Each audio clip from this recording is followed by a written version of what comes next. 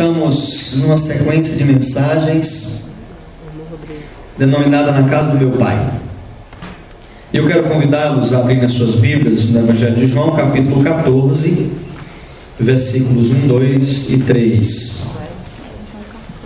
João, capítulo 14, versículos 1, 2 e 3.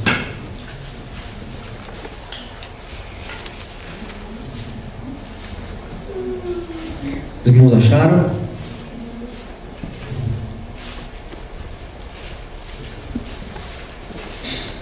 Diz assim: não se turbe o vosso coração. Credes em Deus, crede também em mim. Na casa de meu pai há muitas moradas. Se assim não fora, eu vos teria dito, pois vou preparar-vos lugar. E quando eu for e vos preparar lugar, voltarei e vos receberei para mim mesmo, para que onde eu estou, estejais vós também. Vamos ler juntos o versículo 3? E quando eu for e vos preparar lugar, voltarei e vos receberei para mim mesmo, para que onde estou, estejais vós também. Senhor, meu Deus, meu Pai, eu quero te pedir nessa noite, em nome de Jesus, que ao meditarmos nessa palavra, o nosso coração possa se aquecer por ela, e por ela possamos ser transformados. Que essa palavra, Senhor, alcance a nossa vida, a nossa história e mude a rota da nossa vida. Nós te pedimos assim no nome de Jesus. Amém. O versículo de número 3, que foi o que nós repetimos hoje, ele nos parece um texto muito simples. Quando Jesus diz: eu vou preparar-vos lugar e eu volto para receber vocês, a fim de que onde eu estou vocês estejam também.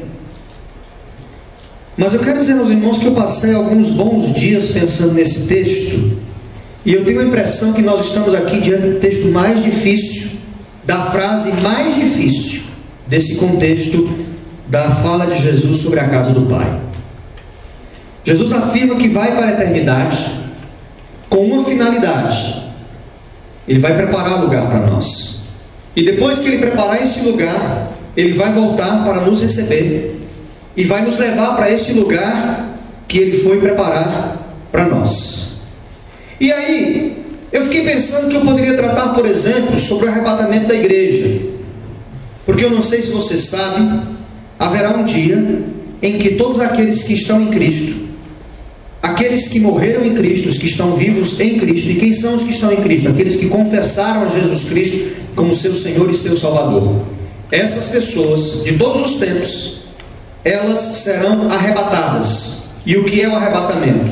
É quando o Senhor vier buscar a igreja, quando os que estão mortos ressuscitarão e os que estão vivos serão transformados, e tanto os mortos quanto os vivos, os que ressuscitaram e os que foram transformados, serão entregues como igreja, como a noiva do Cordeiro, se encontrarão com o Senhor Jesus nos ares, e aí o Senhor Jesus os levará para esse lugar que Ele preparou. Um dia isso vai acontecer, e está bem pertinho de acontecer. Está mais perto do que na época da igreja primitiva, e as profecias estão cada vez mais próximas de nós. O texto até me incita a falar sobre o arrebatamento da igreja, mas eu queria hoje à noite olhar com os irmãos esse texto numa outra perspectiva, não na perspectiva do arrebatamento. Eu queria examinar essa declaração na perspectiva do amor de Deus. O centro de gravidade dessa declaração, escute muito bem o que eu vou lhe falar. Se você não acompanhar meu raciocínio agora, você não vai entender lá para frente. Se você sair, por exemplo, for para qualquer canto, olhar para qualquer lugar, fizer qualquer coisa aí, você não vai depois entender o que eu estou falando. Aí você vai achar que eu fiquei falando só blá blá blá. Então escute. O epicentro desse texto é o amor de Deus. E eu quero mostrar nessa noite uma forma do amor de Deus se manifestar que você nunca ouviu falar. Seguramente você nunca ouviu falar, e seguramente você nunca nem leu sobre isso. E aí você me diz assim: mas pastor Palhano, eu leio esse texto e eu não consigo identificar aqui o amor de Deus. Dá para ver aqui alguma fagulha do amor de Deus nessa declaração de que Jesus foi preparar um lugar para nós, depois Ele vem nos buscar para nos levar para esse lugar? Eu acredito que a gente não vê só uma fagulha do amor de Deus aqui, mas eu tenho a impressão que nós vamos ver aqui, irmãos, um sinal claro, forte e preciso de como o Senhor Deus nos amou. Preste bem atenção, como foi que o Senhor Deus nos amou. Eu não vou conseguir, hoje à noite, eu não vou conseguir falar dessas 3 implicações do amor de Deus. Hoje eu vou falar apenas de uma implicação dessa grandeza do amor de Deus. São 3 dentro desse texto. E é tão profundo, é tão maravilhoso, que não dá para a gente falar num culto só. E eu queria falar hoje sobre, em primeiro lugar, preste atenção, a essência de quem Deus é foi mudada por amor a nós. A essência da Trindade, ela foi alterada por amor a mim e por amor a você. É isso que está dizendo o texto. Jesus diz assim: eu vou preparar um lugar.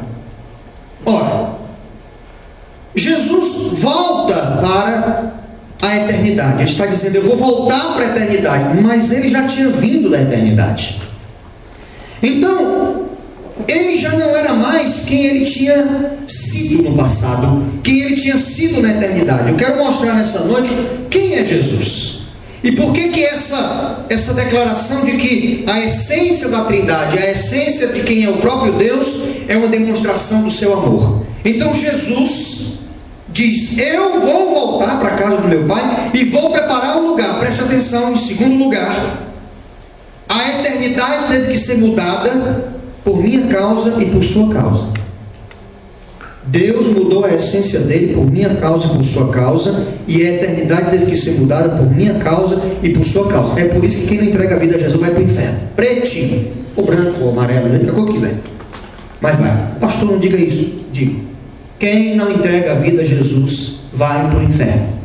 Vocês entenderam? Quem entendeu diz amém. Amém. Pastor, não seja assim. Se não quiser me ouvir, pode ir embora. E você que quiser me ouvir, pode ligar o seu computador e acabou-se.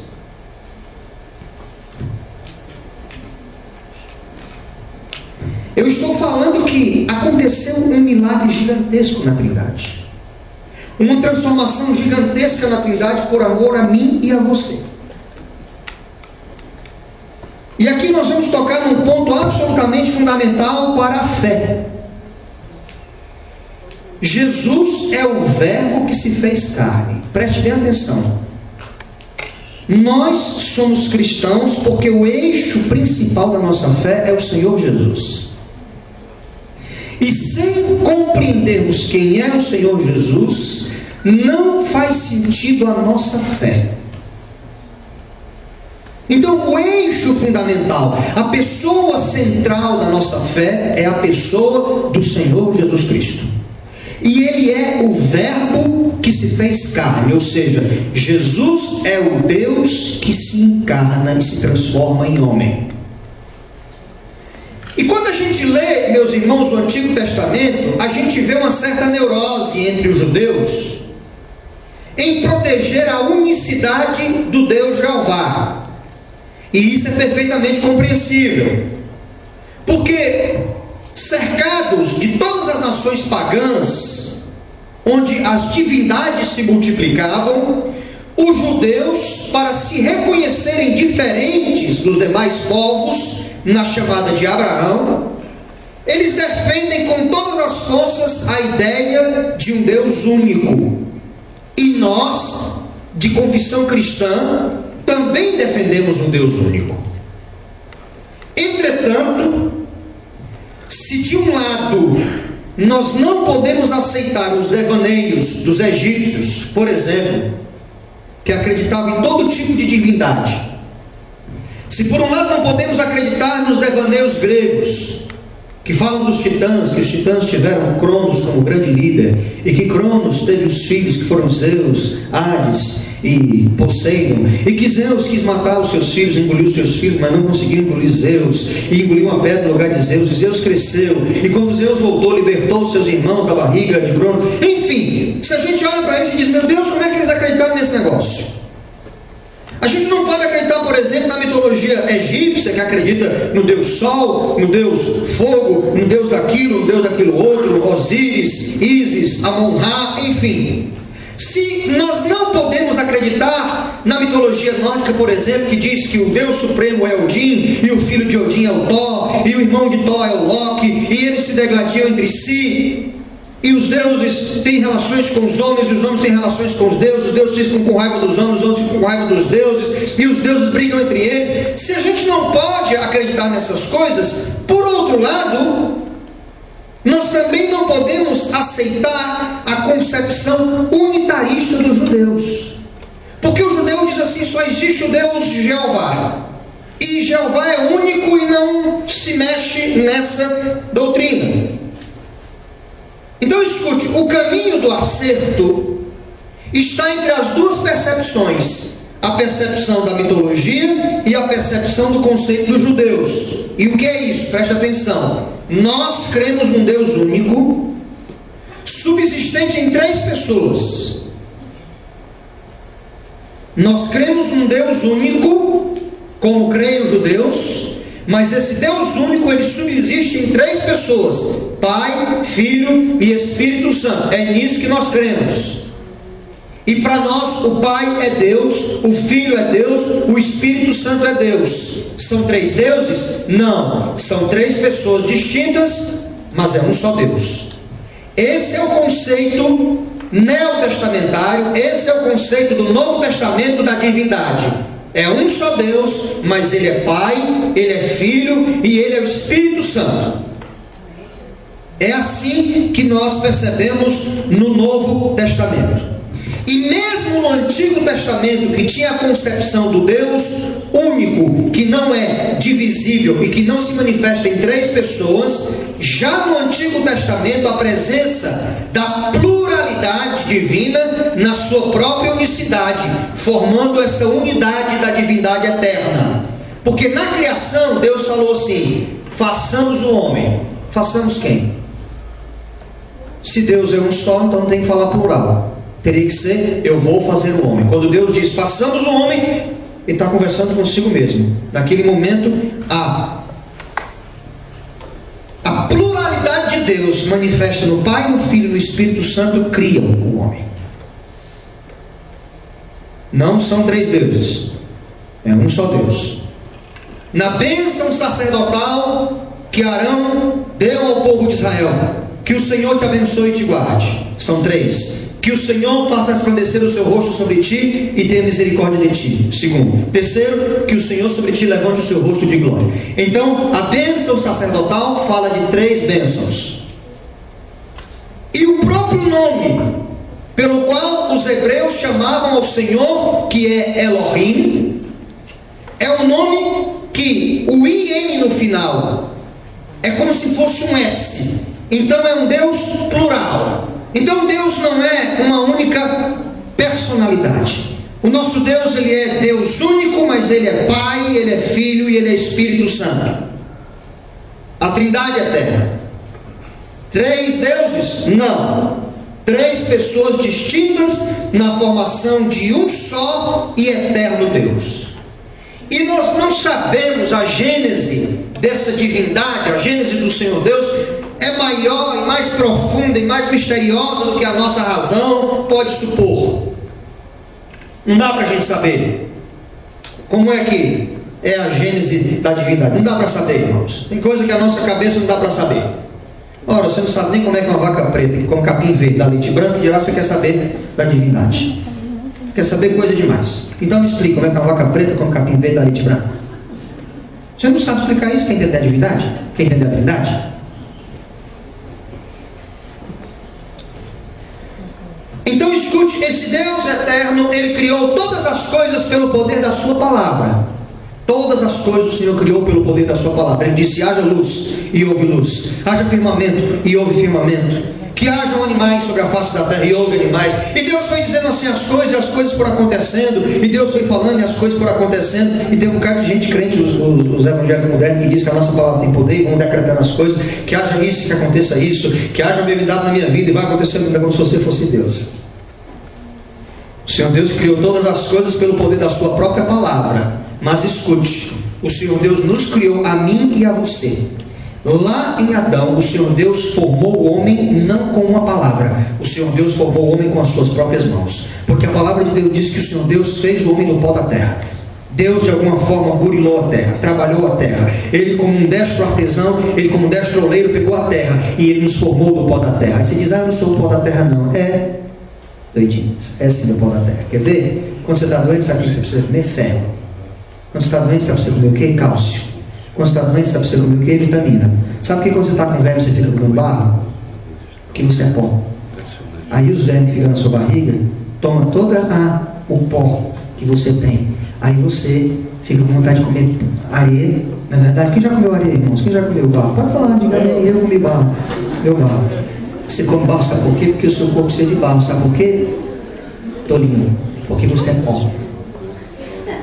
Sabe qual é o ferro que você toma quando você está anêmico, enfraquecido? Sabe qual é o ferro? É o ferro do chão. Não é um ferro assim, um ferro. O sulfato ferroso é o ferro que vem do chão. Quer ver? Pega um parafuso, começa a chupar um parafuso, você vê se consegue. Começa a chupar um parafuso. Na hora que ele virar prego, você vai ver que você está bem? Ele fica bem lisinho e vira prego. Cálcio, sabe qual é o cálcio que você toma? Sabe o calcigenol? Quem tomou calcigenol quando era criança? Tomando calcigenol. Sabe o calcigenol? O calcigenol ele não é feito de uma coisa assim maravilhosa não. O calcigenol é tirado do chão. São tiradas do chão as coisas. As coisas que nós comemos vêm do chão. As coisas que nos suportam vêm do chão. Sabe por quê, Tolinho? Porque você foi feito do pó da terra. E tem gente que quer ser muita coisa, não é, irmãos? Não é? Tem gente que se acha assim e não se lembra quando vai sentar e pôr para fora o restinho do pó que o pó de dentro não conseguiu absorver. Igualmente a qualquer um outro. Não é verdade? Então nós somos feitos do pó da terra. E o Senhor Deus nos fez do pó da terra. E a palavra de Deus diz que Ele soprou nas nossas narinas o fôlego da vida. Então não fomos feitos por uma palavra. Não fomos feitos pelo poder de uma palavra. O Senhor Deus nos fez com a sua própria arte. Mas Ele viu a sua criação livre. O homem que Ele criou, como a coroa da sua criação, Ele viu essa criação livre se enveredar pelo caminho do pecado, pelo caminho do erro, pelo caminho de errar o alvo. E depois de todas as tentativas de socorrer este homem, Ele resolveu que Ele mesmo tinha que vir. Ele enviou os profetas, Ele enviou os sacerdotes, Ele enviou o povo de Israel, Ele enviou todos os recursos disponíveis para nos redimir, para redimir aquele a quem Ele tinha feito, aquele a quem Ele tinha criado para o louvor da sua glória. Então Ele chegou à conclusão e disse, eu tenho que ir lá resgatar a minha criação. Mas a pergunta era, quem iria? E a pergunta era, como Ele iria? Como Ele viria a este mundo? E a pergunta era, para que Ele viria? Então nós vamos tratar do quem, do como e do para quê. Quem viria? O Pai, o Filho e o Espírito Santo. Quem é que viria, irmãos? Resgatar o homem.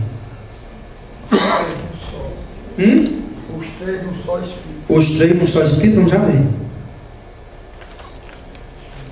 O Pai não poderia vir. O Pai não poderia vir. Preste atenção, você não pensa aqui em livro nenhum. O Pai não poderia vir, sabe por quê, irmãos? Porque Pai é severo. E o Pai que se mostra no Antigo Testamento é um Pai severo, duro. A gente fica achando que Deus se condói quando morre uma pessoa, quando o Deus do Antigo Testamento matava 200 mil assim, sem nem trocar de coisa. Ele mandava o povo assim, entra naquela terra, mata tudo. Acaba com tudo. Você diz assim, mas que Deus é esse? É esse Deus. O Antigo Testamento é o Pai. Ele assim, entra lá, acaba com tudo. Deus é assim, exatamente. O Pai. O Pai chega e diz assim, entra naquela terra, sabe, o povo mata homens, mulheres, crianças, mata o gado, acaba com tudo, destrói tudo. Como é que Ele vem? Se Ele vem, irmãos, que nós vamos ver. Agora você vai ver o que é destruir, bem destruidinho uma pessoa. O pai não poderia ver. O Espírito não poderia vir, preste atenção. O Espírito não poderia vir porque a sua essência é de natureza puramente espiritual. Daí ele ser o Espírito Santo. Então ele não poderia vir. Porque a natureza dele é Espírito. Então ele não pode vir. E agora, a pergunta. Sobrou quem? Você entendeu por que veio o Filho? Só poderia vir aquele por meio de quem todas as coisas foram feitas. Todas as coisas foram feitas pelo Pai, geradas pelo Espírito, por causa do Filho. O Pai não poderia vir, porque ele foi muito severo. O Espírito não poderia vir, porque a sua natureza é espiritual. Só quem podia vir era aquele por quem todas as coisas foram feitas, por meio de quem elas foram feitas, e sem ele nada do que foi feito se fez. Quem teria de vir seria o Filho, porque todas as coisas, inclusive os homens, foram feitas por causa de Jesus. Você está entendendo o que a pessoa que entrega a vida a Jesus vai para o inferno? Porque você, tolinho, foi feito para Jesus e por Jesus e por causa dele, para a glória dele. Na hora que você diz assim, eu não quero, porque eu tenho a minha religião, né? Tá bom, você foi feito para mim, você não quer não? A gente se encontra na eternidade.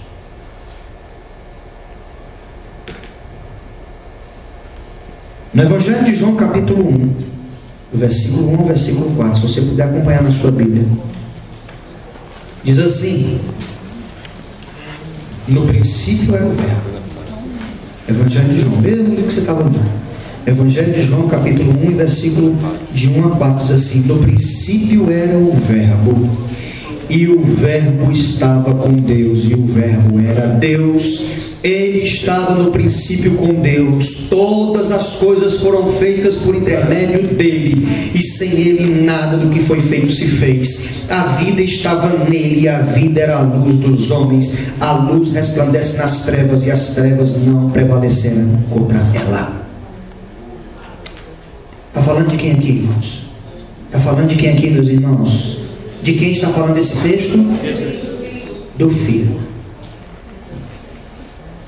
Está resolvida a questão de quem? Quem viria? O Filho. Você entendeu por que não podia ser o Pai? Você entendeu por que não podia ser o Espírito? Quem tinha que vir teria que ser o Filho? Então está compreendido, está resolvida a questão do quem? Jesus, o Filho, tinha que vir. Mas agora tem o segundo problema, preste atenção. O problema do como. Como é que ele viria? Esse é o novo problema. Porque, meus irmãos, numa boa, todas as vezes que Deus quis entrar na história dos homens no Antigo Testamento, foi catastrófico. A gente acha bacana, e os crentes judaizantes, que gostam muito do Antigo Testamento e ficam muito presos à história do Antigo Testamento, eles acham bacana porque Deus matou aquela multidão, porque Deus... Presta atenção. Todas as vezes no Antigo Testamento que Deus interferiu na história, matava um monte de gente, irmãos. Quer ver? Para tirar o povo de Israel do Egito, o Senhor Deus interviu e deu uma bengala para Moisés. E disse assim: Moisés, com essa bengala aí, tu vai fazer miséria. Hoje Deus está dando chapéu para as pessoas fazerem miséria, né? Mas Deus deu uma bengala com Moisés. Aí Moisés chegou, irmãos, e as águas se converteram em sangue, e apareceram rãs, e apareceram piolhos nas pessoas, e apareceram úlceras nas pessoas, e no final Deus disse: o meu anjo vai aparecer aí. O que foi que o anjo fez, irmãos? Matou todos os primogênitos do Egito, à exceção do povo de Israel, que colocou o sinal do sangue do cordeiro na porta. Teve um outro episódio em que Deus interviu na história. povo de Israel estava saindo, fugindo do Egito, saindo para a terra prometida, chega diante do mar, não tem mais para onde ir, porque de um lado estava o deserto, do outro estavam as montanhas, atrás vinha um exército de Faraó, e na frente o mar vermelho. E aí Moisés começa a reclamar e a falar com o Senhor diz: Moisés, por que clamas a mim? Diga aos filhos de Israel que marchem.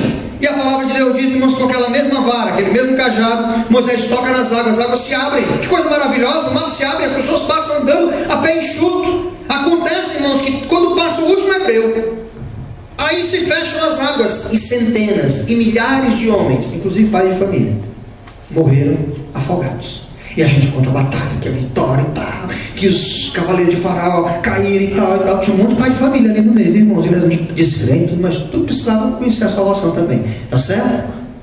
Mas o pai não está nem aí para essas coisas não.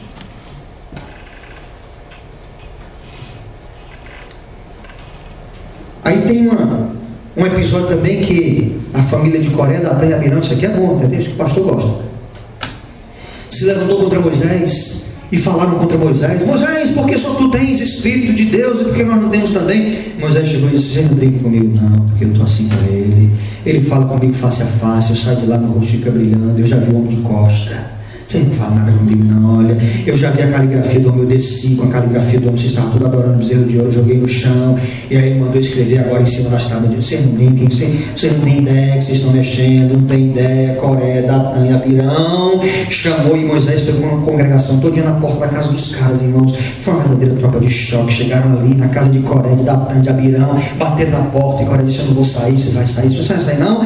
Então, aí Moisés deu uma ordem, irmãos, e aí Deus se manifestou naquele lugar, e a povo da glória a Deus, né? Mas a terra se abriu, irmãos, e engoliu a família de Coré, de Datã, de Abirão, gado, os filhos, o neto, o namorado das meninas, tudinho, morreu, foi todo mundo.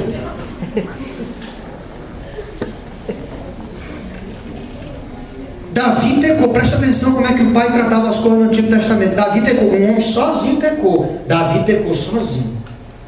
Ele chegou e queria contar ao povo e disse: vamos contar quantas cabeças de pessoas nós temos aqui. Aí mandou fazer um censo. Deus disse: não faça o censo. Davi: não faça o censo. O povo não precisa você contar o povo não. Davi disse: eu vou contar o povo tudinho, porque eu quero ensinar os pastores do futuro tudinho a contar as cabeças de crente da igreja.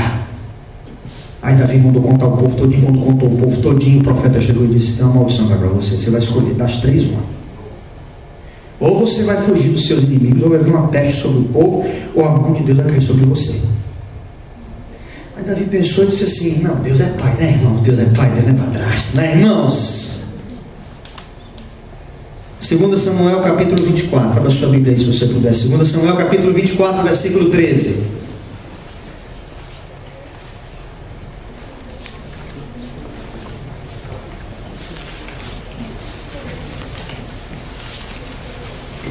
Segunda Samuel fica depois de 1 Samuel. Capítulo 24, versículo 13. Preste atenção no texto, você está sem Bíblia aí. Veio, pois, Gade. Ainda bem que foi 2 Samuel, né, irmão? Se fosse Abacuque, se fosse... 2 Samuel capítulo 24, versículo 13 diz assim: veio, pois, Gade a Davi e lhe fez saber, dizendo: queres que 7 anos de fome te venham à terra? 7 anos de fome. Davi escolhe o castigo, porque você vai apanhar. Não tem jeito, você vai apanhar. Então você vai poder escolher o castigo. Então tem assim, ó: escolhe 7 anos de fome que venham à tua terra. Ou que por 3 meses, vai diminuir o tempo, mas aumenta a intensidade da vergonha. Ou que por 3 meses fujas diante dos teus inimigos e eles te persigam. Ou que por 3 dias haja peste na tua terra. Delibera agora e vê que resposta hei de dar ao que me enviou.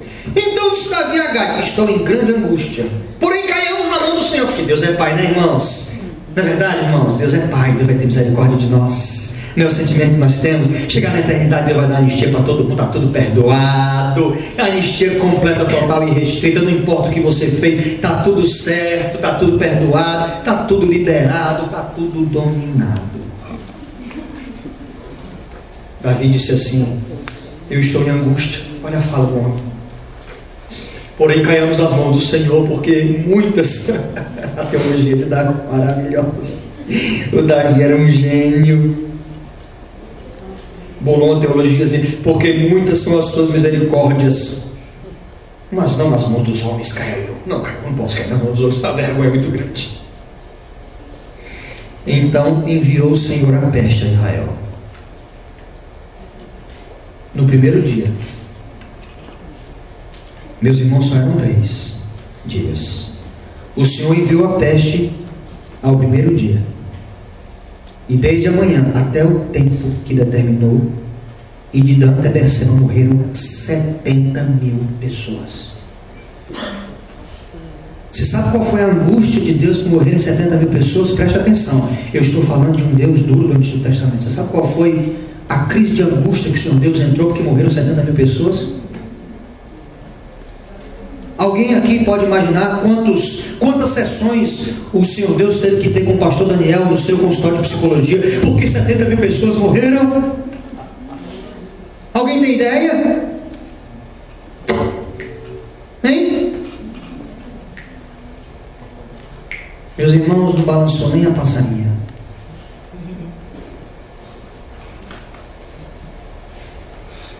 Eu tenho a impressão que o Senhor Deus olhou e disse assim para a peste: você só matou 70, você é muito incompetente. 70.000 pessoas. Sabe o que são 70.000 pessoas? No Castelão inteiro, cheio, lotado, por cima e por baixo. E morreram num único dia por causa da peste.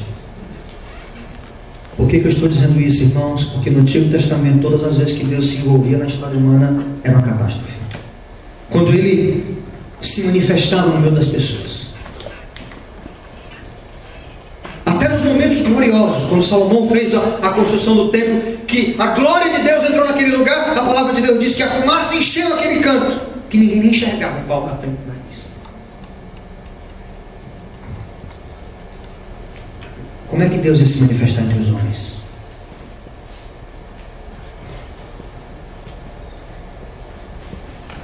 Como é que Deus viria entre nós, irmãos, se a única via de entrar legalmente neste mundo? Qual é a única via de entrar neste mundo, irmãos? Legal, qual é?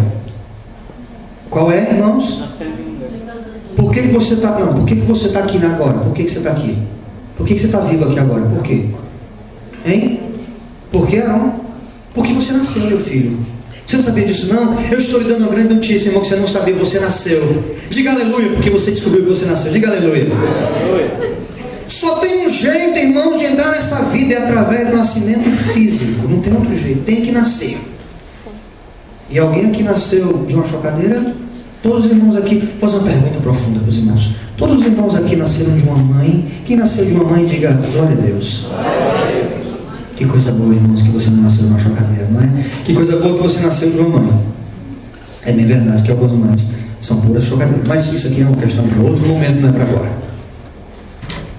A única forma legal de entrar neste mundo é através do nascimento físico. E como é que Deus ia nascer neste mundo? Volte para o livro de Gênesis capítulo 3, versículos 14 e 15. Gênesis 3, versículos 14 e 15, diz assim: Então o Senhor Deus disse para a serpente: Visto que isto fizeste, maldita és entre todos os animais domésticos e o és entre todos os animais selváticos. Rastejarás sobre o teu ventre e comerás pó todos os dias da tua vida. Porém, inimizade entre ti e a mulher, entre a tua descendência e o seu descendente. Este te ferirá a cabeça e tu lhe ferirás o calcanhar. Note que a narrativa fala do descendente da mulher. O texto está dizendo, a gente tem que ler a Bíblia e entender o que a Bíblia está dizendo. O Senhor Deus falou para a mulher e para a serpente dizendo: porém, inimizade, serpente, entre você e a mulher, entre a tua descendência e o descendente da mulher. O descendente da mulher. Ali já estava a primeira profecia a respeito do Messias, do Senhor Jesus Cristo vindo a este mundo como o Redentor da humanidade. Mas aí você vai para o primeiro livro do Novo Testamento, o livro de Mateus, no capítulo de número 1, no versículo de número 1, a palavra do Senhor nos diz assim: livro da genealogia de Jesus Cristo, filho de Davi, filho de Abraão. Abraão gerou a Isaque, Isaque a Jacó, Jacó a Judá e a seus irmãos. Jacó gerou de Tamar a Perez e a Zera. Perez gerou a Esrom, Esrom a Arão. Arão gerou a Aminadab, Aminadab a Nasson, Nasson a Salmão. Salmão gerou a Raabe, gerou de Raabe a Boaz. Este de Ruth gerou a Obed, e Obed a Jessé. Jessé gerou ao rei Davi, e o rei Davi a Salomão. Daqui fora mulher de Urias. Salomão gerou Roboão, Roboão a Abias, Abias a Asa. Asa gerou a Josafá. Josafá a Jorão, Jorão a Uzias. Uzias gerou a Jotão, Jotão a Acás, Acás a Ezequias. Ezequias gerou a Manassés, Manassés a Amon, Amon a Josias. Josias gerou a Jeconias e a seus irmãos no tempo do exílio da Babilônia. Depois do exílio na Babilônia, Jeconias gerou a Salatiel, e Salatiel a Zorobabel. Zorobabel gerou a Abiúde, Abiúde a Eliaquim, Eliaquim a Azor. Azor gerou a Sadoc, Sadoc a Aquim, Aquim a Eliúde. Eliúde gerou a Eleazar, Eleazar a Matã, Matã a Jacó, e Jacó gerou a José, e José gerou a Jesus. Não é isso que diz, não? Você está acompanhando a sua Bíblia ou você está só olhando para mim? José gerou a Jesus. Amém, irmãos? Amém, nada.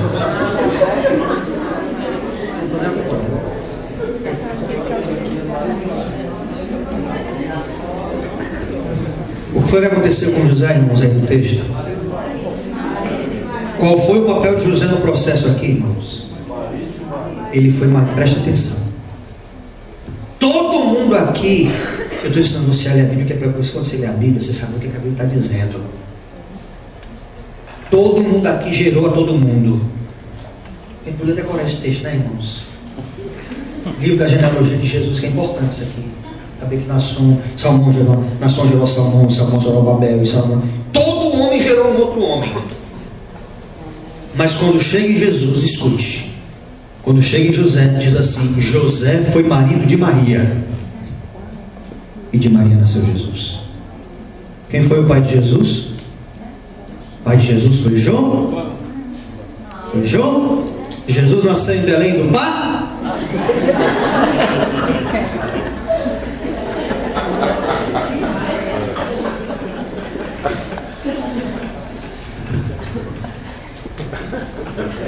Jesus foi filho de nossa Senhora?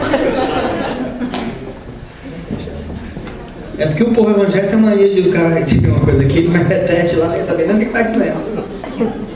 Meus irmãos, lá em Gênesis diz que o descendente da mulher pisaria a cabeça da serpente.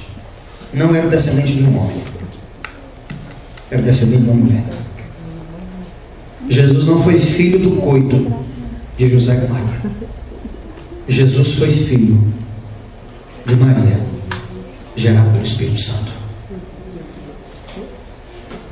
Perceba que cada homem gera um homem.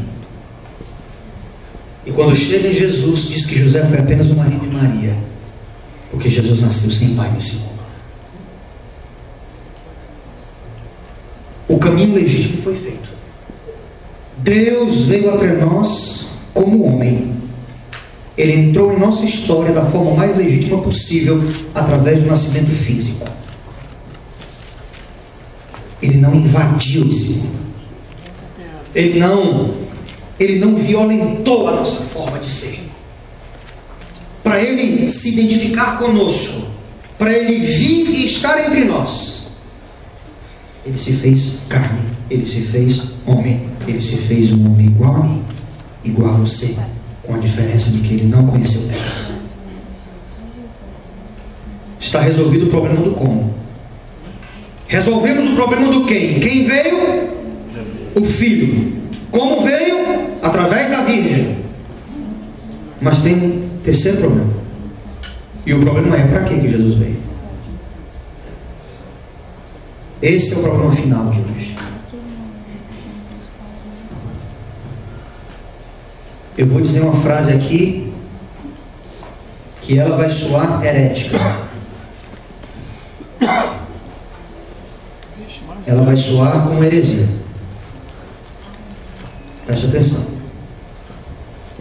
O Deus do Antigo Testamento cria um homem à sua imagem e à semelhança, mas ele não conhece esse homem de verdade. Por quê? Porque ele nunca foi homem. Ele era Deus.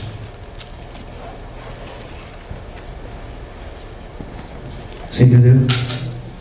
Ele criou o homem, mas ele não conhece verdadeiramente esse homem, porque ele nunca foi homem.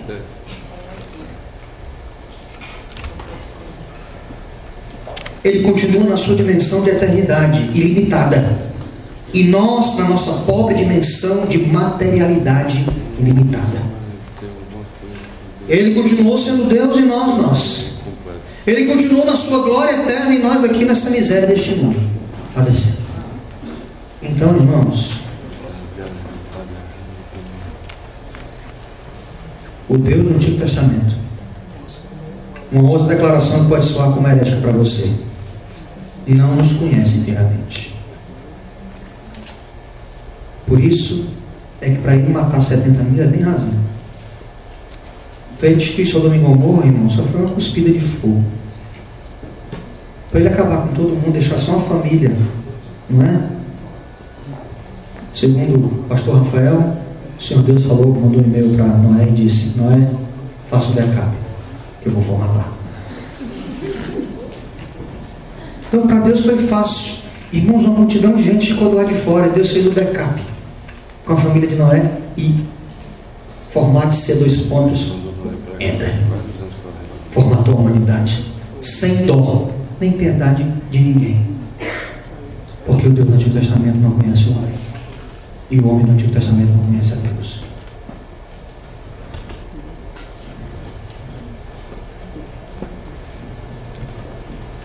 Ele conhece-nos por sua infinidade e por sua imensidade. Que alguns vão dizer assim: mas aquele texto de Davi diz que o Senhor me conhece das minhas entranhas. É claro, ele é onisciente, onipresente, conhece todas as coisas, mas ele não sabe o que eu sinto. Ele não sente como eu sinto, porque ele não é como eu sou. Esse é o Deus do Antigo Testamento. Por isso é que eu não sou judeu. Por isso é que eu não sou judaizante. Por isso é que eu amo o Novo Testamento. Porque no Novo Testamento, esse Deus que não nos conhece, que diz assim: seja santo, Carol. Como é que eu vou ser santo? Tu não sabe que eu acabo de se tremer quando vê o pecado? Seja santo, eu estou dizendo que você seja, não dá, meu filho. Quer dizer, meu pai. Aí ele vem. Ele diz: não dá não? Pois eu vou mostrar a você. Ele vem. E ele vem literalmente pelas entranhas dos homens. Ele vem por dentro de uma mulher. Ele disse: eu quero saber até como é estar dentro de uma mulher. E ele vem de dentro de uma mulher. E ele decide se tornar frágil no ventre de uma moça pobre. Irmãos, tem que ser muito Deus para fazer um negócio desse. Porque a gente vai mandar os filhos da gente para qualquer canto, na verdade. A gente se segue de todo cuidado. O Renatinho está lá no Canadá, nem encontrou com o Luiz, vocês acreditam nisso? Mas ele está lá no Canadá. E aí ele está indo para os Estados Unidos e a gente orando, eu e a Patrícia, meu Deus. O Renatinho tem 19 anos, vai fazer 20 anos agora em março. Não é homem, né, irmãos? Carne de homem não dá pastel não, não é verdade? E aí a gente preocupado: Senhor, como é que vai ser e tal. Até, irmãos, que essa semana a gente recebeu aqui uma notícia maravilhosa, que o Renatinho vai ficar na casa do sogro do irmão do André, daquele pastor Harold que esteve aqui conosco. Fizeram um convite, o Renatinho vai ficar lá. Aí eu fiquei em paz com a Patrícia. Patrícia, meu coração está em paz. O Renatinho vai ficar numa casa de gente boa, de gente crente, servo de Deus, vai ficar em paz. Que bom, tem um caminho para ele dormir, aquecidinho e tal. Não é, mãe e pai, quando a gente manda o filho para onde fica pensando nisso? Pois olha como foi que o pai mandou o filho para cá. Na barriga de uma moça, que o marido dela, o noivo dela, queria ir embora. Pobre. Por que não mandar uma família rica? Não, irmãos. Uma família que pudesse estar no 7 de setembro, o menino poder fazer comum, o menino poder fazer judô, natação. Entendeu? Um lugar melhor, não podia mandar em Roma, porque Roma era um lugar assim, mais cult. Irmãos, mandou o menino nascer em Belém do Pá?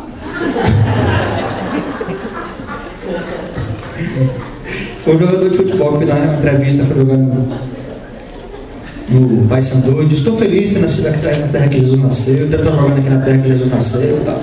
Pois é, mas nasceu em Belém do Pará.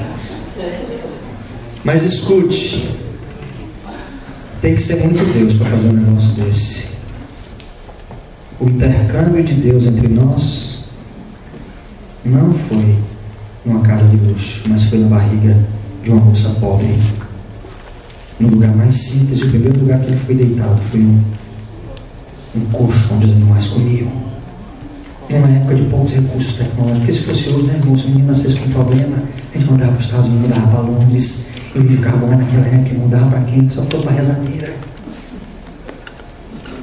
Não tinha recurso tecnológico. Irmão, Jesus cresceu sem um iPad, irmãos. Como é que uma criança consegue sobreviver sem um iPad?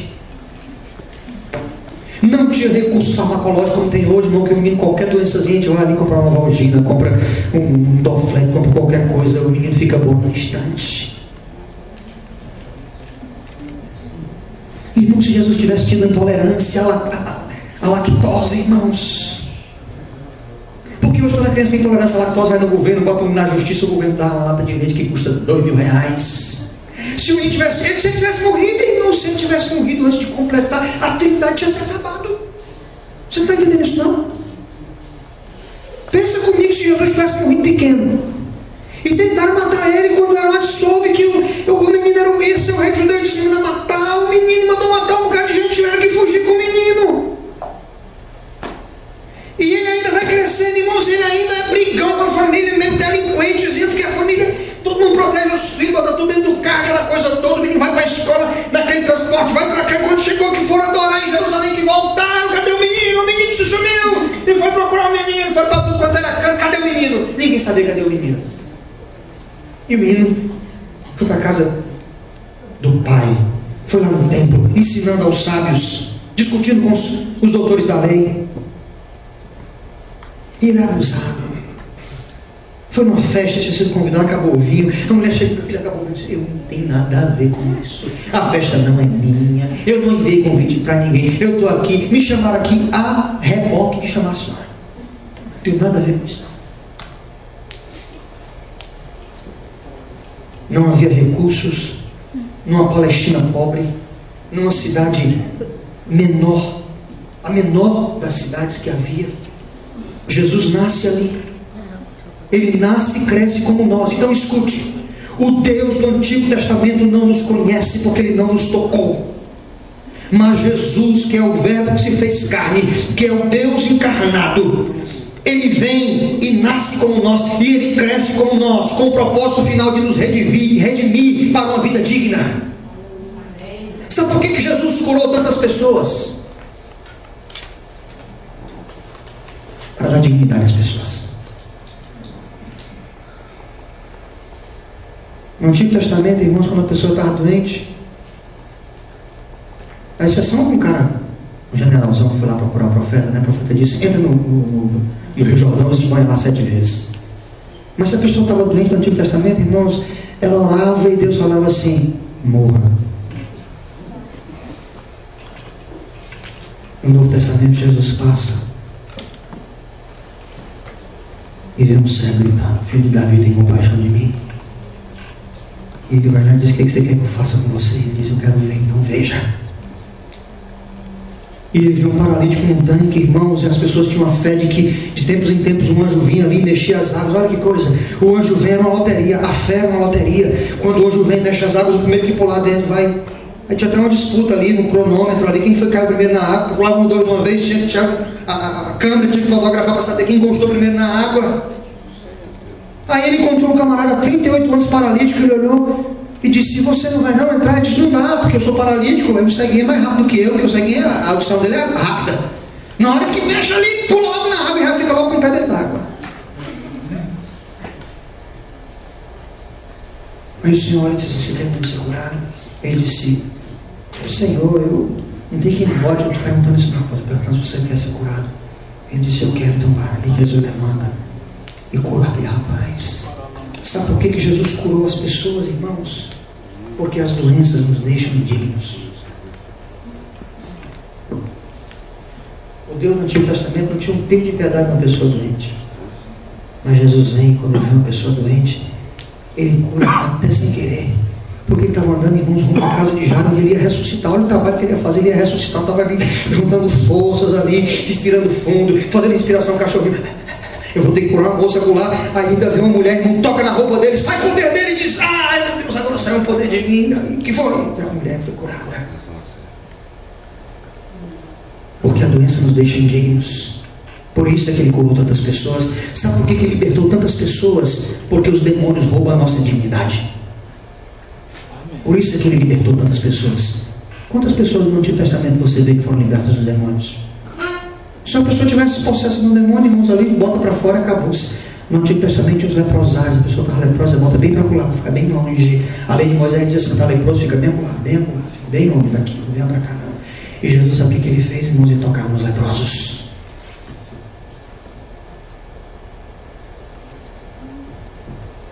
Ele libertou as pessoas que estavam endemoniadas. Chegou um pai com uma criança, irmãos, e ele disse: mestre, o demônio vem, toma meu filho e joga no fogo, joga para lá, joga para lá, joga na água, joga no fogo, e o Senhor vai e liberta aquele menino.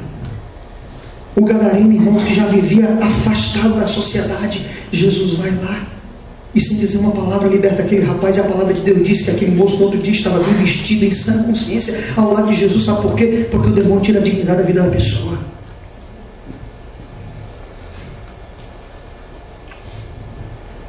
Jesus perdoou pessoas porque o pecado tira a dignidade da pessoa. Ele olhou para a mulher e disse: mulher, me dá um copo d'água. A mulher começou a conversar com ele, dizendo: és tu, porventura, maior que o nosso pai Jacó? E começou com aquela conversa. Jesus disse: mulher, vamos acabar com a conversa aqui agora. Vá chamar seu marido. E a mulher diz: eu não tenho marido. Ele disse: é verdade, porque 5 anos já tiveste na tua vida. Viúva negra. E esse agora que tu tem não é teu.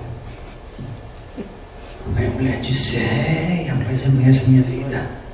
E meus irmãos, naquela hora que Jesus confronta aquela mulher com o pecado, a mulher se arrepende e ela vai falar de Jesus para as pessoas da sua cidade, porque ela disse: eu encontrei o Messias. Sabe por quê? Porque o pecado tira a nossa dignidade. O Antigo Testamento é simples, é assim, ó: pecou, a alma que pecar. Hein? A alma que pecar, essa morrerá. No Novo Testamento é: aquele que crê viverá. Sabe por que Jesus tocou e amou tantas pessoas? Porque a solidão e os maus tratos nos tornam indignos. Jesus foi ao templo e fez lá um cultão, e lá naquele culto ele curou a mão do rapaz. O rapaz chamou se mirrada. Jesus foi e mandou que a mão do cara ficasse boa.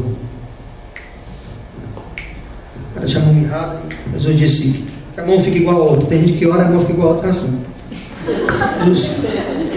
Disse que a mão fica igual a outra, as duas ficaram boas. E quando ele chegou em casa, a sogra de Pedro estava doente, acamada. E Pedro não foi nem lá. Pedro não tinha um pé atrás com a sogra.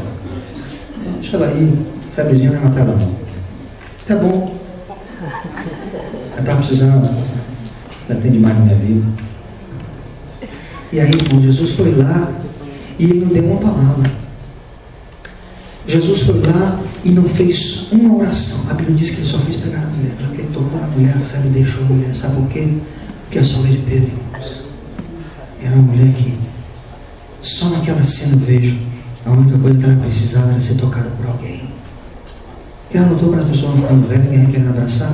Abraçar a menina novinha bonita. Todo mundo quer, não é verdade, irmãos? Ela ficando mais velha, ninguém abraça.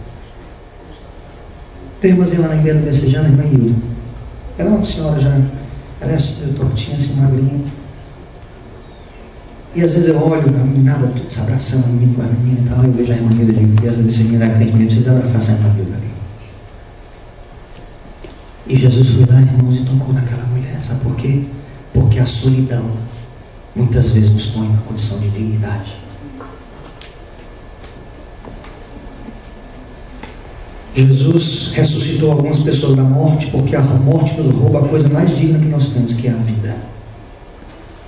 Por isso que ele ressuscitou o filho da viúva. Por isso que ele ressuscitou a filha de Jairo. Por isso que ele chorou diante do túmulo de Lázaro, porque ele olhou e disse assim: a morte rouba o que você tem de mais digno, que é a vida. Enquanto Deus no Antigo Testamento mata 70 mil sem nem pestanejar, Jesus chora porque um morreu. Você entende isso? Quer dizer, pastor Paulino, que o Deus do Antigo Testamento não é o mesmo Jesus do Novo Testamento?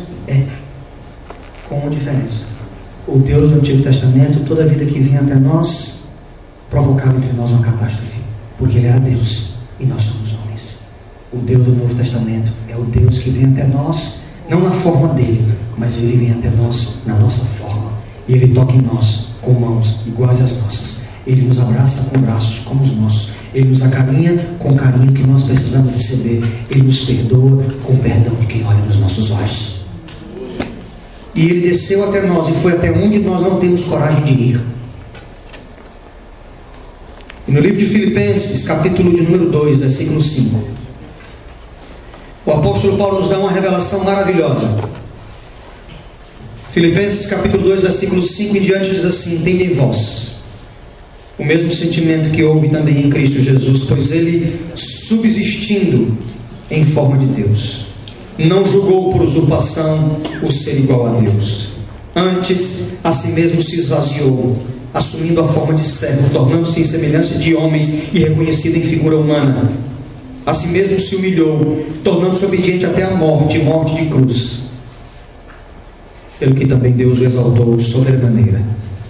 E lhe deu o nome que está acima de todo nome, para que ao nome de Jesus se dobre todo o joelho, no céu, na terra e debaixo da terra, e toda língua confesse que Jesus Cristo é o Senhor, para a glória de quem? Do Deus Pai. Paulo está dizendo aqui, irmãos, que Jesus veio e fez a sua obra, e quando Ele voltou, é como se o Pai dissesse assim, eu não entendia como eram os homens que eu tinha criado, mas você me trouxe a resposta de quem eles são. E o mesmo apóstolo Paulo nos dá outra pérola magnífica sobre a pessoa do Senhor Jesus em 1 Timóteo capítulo 3 e versículo 16, quando ele diz assim, 1 Timóteo 3,16, ele diz: evidentemente grande é o mistério da piedade. Aquele que foi manifestado na carne foi justificado em espírito, contemplado por anjos, pregado entre os gentios, crido no mundo e recebido na glória. A Trindade não é mais a mesma. A Trindade tem uma pessoa de natureza divina e de natureza humana. Olha que coisa maravilhosa, você não entende isso? A Trindade antes, 3 pessoas absolutamente espirituais. Hoje o centro da Trindade, que é o Filho, Ele é 100% Deus, mas é 100% homem. A Trindade foi mudada por amor a mim e a você. Eu não posso trocar isso por uma religião. Eu não posso trocar isso pelas coisas do mundo. Eu não posso achar que as coisas dessa geração são mais importantes do que a compreensão disso. Por que Ele veio? Por amor a mim e a você. Para que Ele veio? Para nos dar dignidade. E o que é que nós temos que fazer? Responder a esse amor. Quando eu vejo, irmãos, pessoas valorizando muito mais outras coisas do que o conhecimento do Senhor, quando eu vejo, me dá tristeza no meu coração, porque a causa que nós estamos trabalhando é para dizer para as pessoas assim: olha, a Trindade foi mudada por sua causa, por isso que não tem perdão, irmãos, para quem dá as costas para Jesus, por isso que não tem a segunda chance. Sabe por quê? Porque Jesus não teve uma segunda chance. Ele teve? Jesus teve só uma chance. Ele teve só uma bola na agulha, ele só teve uma vida, ele não foi reencarnado. Ele teve uma chance só, e teve 33 anos para fazer isso. Tem gente que está com 50 e não acerta o passo. Por isso que não tem chance. A gente fica querendo dizer assim: não, que Deus vai dar anistia porque a gente entendeu a graça de forma errada. Ele veio para dizer assim: eu vou mostrar como eu vou ser igual a você, mas eu vou mostrar como eu sou diferente de você. Eu vou mostrar que eu posso ser homem como você, mas eu vou mostrar que eu posso ser diferente de você nas atitudes. Porque você podia no Antigo Testamento dizer assim: não, Deus está me cobrando uma coisa que ele não pode, que ele nunca foi tentado. Meu filho, você já passou 40 dias no deserto com fome já? Quem já passou 40 dias aqui sem comer? Alguém já passou? Hein? Alguém que já passou 10 dias sem comer? Alguém passou 5 dias sem comer? Sem comer e sem beber? Alguém passou? Alguém passou 4 dias? Eu vou levantar a mão porque eu já passei. Alguém passou 4 dias sem comer e sem beber? Não? Eu vou explicar como é. Quando você chega no segundo dia, você tem vontade de comer as paredes. Quando você chega no segundo dia, você pensa que você vai enlouquecer de fome. Quando você chega no segundo dia, você diz, meu Deus, eu não vou aguentar. Você começa a se tremer. E o café? Que a cabeça fica latejando. Você já viu? Parece que um demônio assim enfia uma faca de dentro para fora da sua cabeça assim, e a cabeça fica latejando com a falta do café. Você sabe que você passar 4 dias de jejum sem comer, sem beber, comendo uma balinha de tic-tac para ficar com mau hálito, para as pessoas não sentirem o seu mau hálito? Então, meu filho, você disse que Jesus não foi tentado? Você sabe que é passar 40 dias no deserto? Você foi tentado corre nenhum, rapaz. Pastor Valendo, o senhor sabe porque a carne é fraca. Jesus veio em carne. A palavra de Deus diz que o verbo se fez o quê, irmãos? Espírito foi. O verbo se fez espírito, irmãos. O verbo se fez o quê? O verbo se fez o quê, irmãos? E o que nós dizemos que é fraco? A carne que é fraca, não é? Não é o que nós dizemos que a carne é fraca? Você é fraco. E eu. Porque Jesus veio em carne. E a carne não foi fraca, não. Noites a fio em oração. Apanhou como um cachorro. Em tudo ele foi tentado. Em tudo ele foi tentado. Você acha que Jesus foi tentado por um casinho com a Madalena? Ele foi tentado, foi a ser senhor do mundo. Satanás, meu irmão, tentação de vergonha não é cair com a Madalena numa cama. Tentação de verdade é um cara que é o príncipe deste mundo, dizer assim, eu te dou tudo. Eu te dou tudo, eu te dou. Eu faço um juramento, eu te dou tudo aqui, eu faço um juramento aqui diante do céu, das estrelas. Eu só preciso que você faça uma coisa, uma coisinha só. E o cara está com fome, irmãos. E quando a gente está com fome, na verdade, irmãos, a gente acha que tudo para nós tem respaldo quando a gente está com fome. A gente, quando está com fome, a gente pode ser grosso com as pessoas. A gente, quando está passando por uma privação, a gente pode ser estúpido com as pessoas. Jesus estava 40 dias com fome. E Satanás disse assim, eu te dou tudo, se prostrar me adorares. Aí, irmãos, ele podia... Um ajoelhado já não faz mal a ninguém, não, irmãos. Ele podia chegar assim, uma boa. Uma referênciazinha, não faz mal a ninguém. Ele disse... Somente ao Senhor Deus adorarás, e só a Ele darás culto. Aí você diz assim, pastor, aquela tentação é muito forte. Eu vou lhe mostrar que a tentação é forte. A pessoa ficar sem comer 40 dias, e ele saber que ele tem poder para fazer assim, ó, pedrinha, se transforma agora num pãozinho português com azeitezinho de oliva, bem novinho, carioquinha, pãozinho carioquinha bem quentinho, daquele, irmãos, crocante. Uma pedrinha daquela, irmãos, o que é um pãozinho para uma pessoa que veio para a cruz, não, irmãos. Satanás chegou e disse assim, rapaz, que diabo é isso, macho? Uma pedrinha dessa não vale nada para ninguém. Uma manteiguinha, tu pega aí, tu transforma até essa laminha do chão em uma manteiguinha. Uma becel, para não dizer que você está comendo muita caloria, muita coisa. Uma becelzinha, você passa aí, você come. Aí você vem me dizer que você é tentado, que você cedeu porque você foi ao limite. Você não sabe o que é o limite da tentação. E Jesus disse, eu não vivo só do pão, eu vivo da palavra que sai da boca do meu Pai.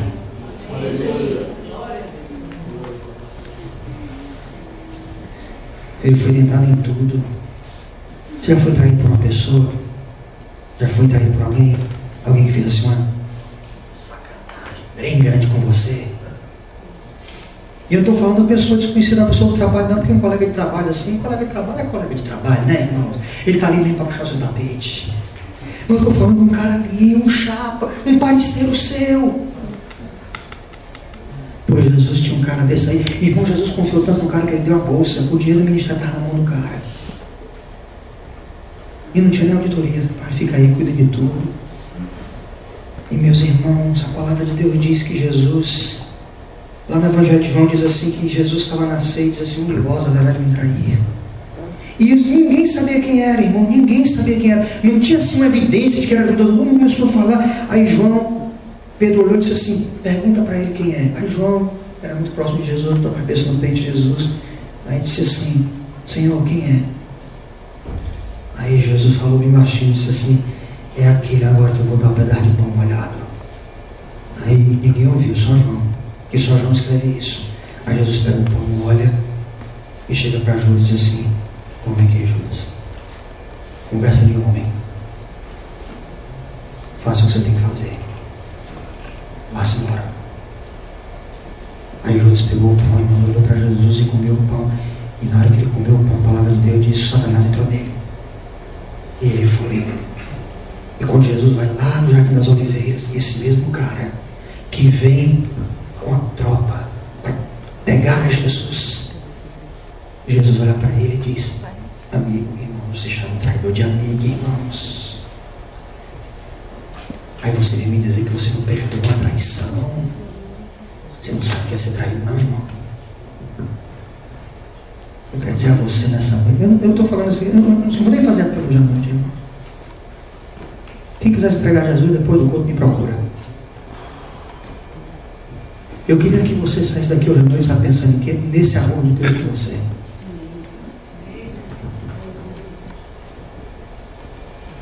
Porque é preciso ser muito Jesus para fazer o que Ele fez por nós. E é preciso ser muito você para fazer o que você tem feito com Jesus.